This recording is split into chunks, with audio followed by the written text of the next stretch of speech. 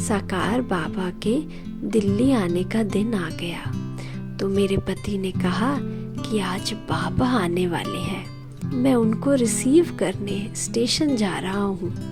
वे बाबा को रिसीव करने फौजी वर्दी में ही गए थे तो बाबा की नज़र सीधी मेरे पति पर ही पड़ी।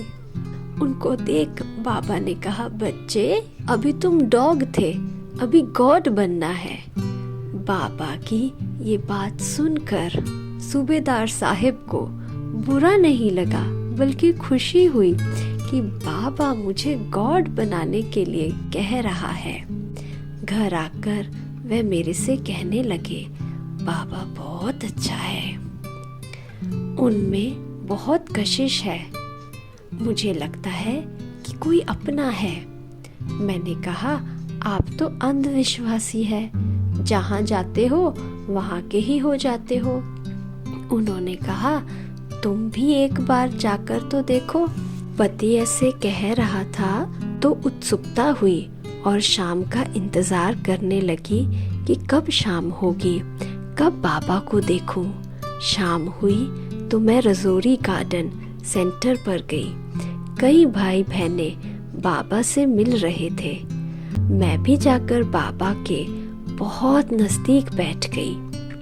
बाबा के नज़दीक बैठने पर मुझे बहुत अच्छा लगने लगा। मन किया कि बाबा को पकड़ लूं, बाबा की गोद में जाऊं। जब मेरी बारी आई तो मैंने अपना सब हाल बाबा को सुना दिया।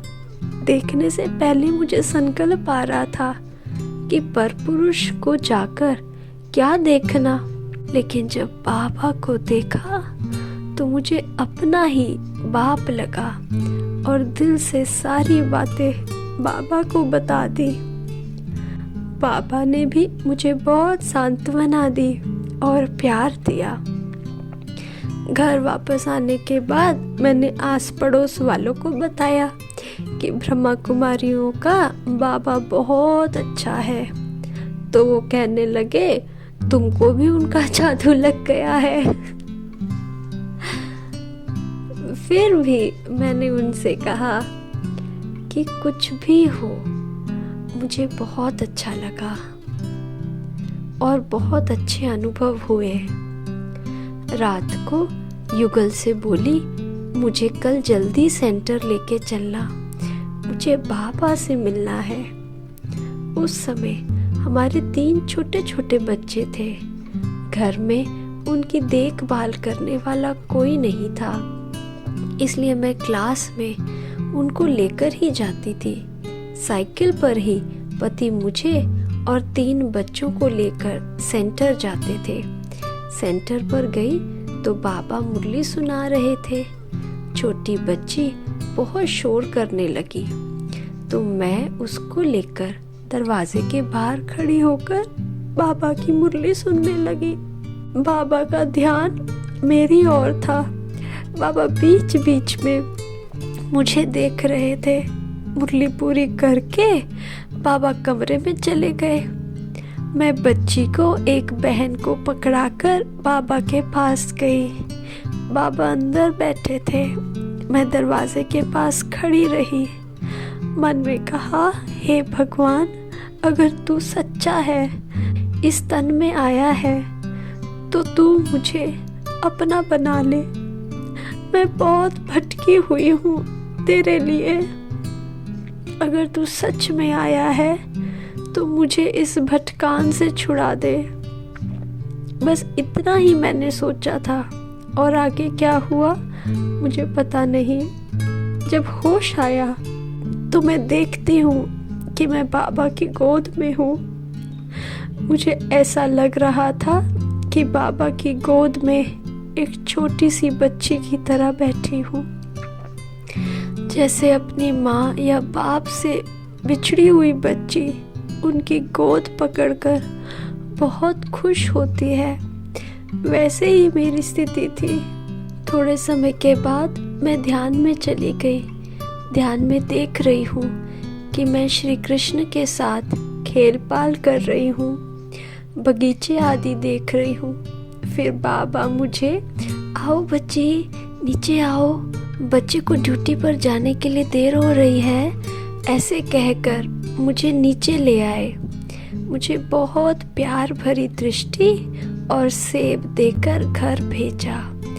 घर जाते वक्त भी मुझे पूरा होश नहीं था। मुझे लग रहा था कि मैं वैकुंठ में श्री कृष्ण के साथ खेल रही हूँ। घर पहुँचने के बाद युगल ने पूछा कि तुमने क्या देखा। मैंने सब बता दिया। उन्होंने कहा, चलो तुम्हारी किस्मत ही खुल गई। अगले दिन फिर मैं पति से कहने लगी कि जल्दी चलो सेंटर पर। रात दिन मुझे लगन लग गई कि सेंटर पर जाना है, सेंटर पर जाना है, बाबा से मिलना है। लोग कहने लगे ये पागल हो गई है। उस दिन भी मैं बाबा के पास जाकर बैठ गई क्लास में। बाबा ने जैसे ही मुझे दृष्टि दी, फिर मैं ट्रांस में चली गई। बाबा ने मुझे दिखाया कि ये पुरानी दुनिया जाने वाली है और ऐसी नई दुनिया आने वाली है। तुमको भी वहाँ जाना है। ऐसे साक्षात्कार से मुझे ज्ञान में निश्चय हुआ। एक दिन घर में बिस्तर पर लेटी थी, फिर मन में संशय आया। बाबा से कहा, बाबा आपने मुझे जो दिखाया है वही सच है या ऐसे ही मैं भ्रमित होकर भटक रही हूँ। फिर बाबा ने विनाश और स्वर्ग के दृश्य दिखाए और कहा, बच्ची तुम बच्चों को ले जाने के लिए आया हूँ, बच्चों की आश पूरी करने के लिए ही आया हूँ। उसके बाद मैंने दृढ़ निश्चय किया कि दुनिया मुझे कुछ भी कहे, मुझे अच्छा लग रहा है, शांति मिल रही है, खुशी हो रही है, तो अभी मुझे किसी का कुछ सुनना नहीं है।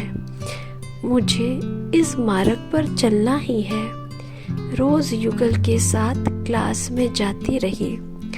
क्लास से आते ही मैं घर का दरवाज़ा बंद कर लेती थी ताकि कोई आड़ोस पड़ोस वाले मुझे उल्टा सुनाने के लिए नहीं आए।